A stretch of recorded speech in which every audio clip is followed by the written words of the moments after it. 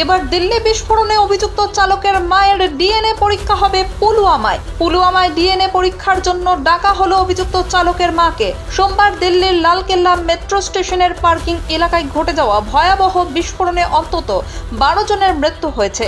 এই ঘটনায় ব্যবহৃত গাড়ির চালক হিসেবে সন্দেহভাজন ব্যক্তির মাকে মঙ্গলবার ডিএনএ পরীক্ষার জন্য জম্মু ও কাশ্মীরের পুলওয়ামা জেলায় ডাকা হয়েছে বলে পুলিশ সূত্রে জানা গিয়েছে। একজন সরকারি কর্মকর্তা জানান, বিস্ফোরণের স্থানে যে দেহাংশ উদ্ধার হয়েছে তার সঙ্গে মেলানোর জন্য আমরা সন্দেহভাজনের মায়ের ডিএনএ নমুনা সংগ্রহ করেছি। অভিযুক্ত হিসেবে ধরা হচ্ছে ডক্টর উমর নবীকে, যিনি হুন্ডাই i20 গাড়িটি চালাচ্ছিলেন বলে মনে করা হচ্ছে।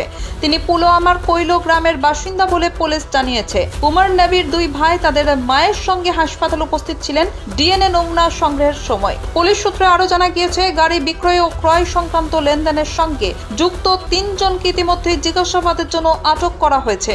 এই বিস্ফোরণ ঘিরে তদন্ত জোরদার করা হয়েছে এবং গোটা ঘটনার পিছনে থাকা ষড়যন্ত্র উন্মোচনে বিভিন্ন রাজ্যে একযোগে অভিযান চালানো হচ্ছে বলে জানিয়েছে কর্তৃপক্ষ। শ্রীনগর থেকে নিজস্ব প্রতিনিধির রিপোর্ট, খবর বাংলা।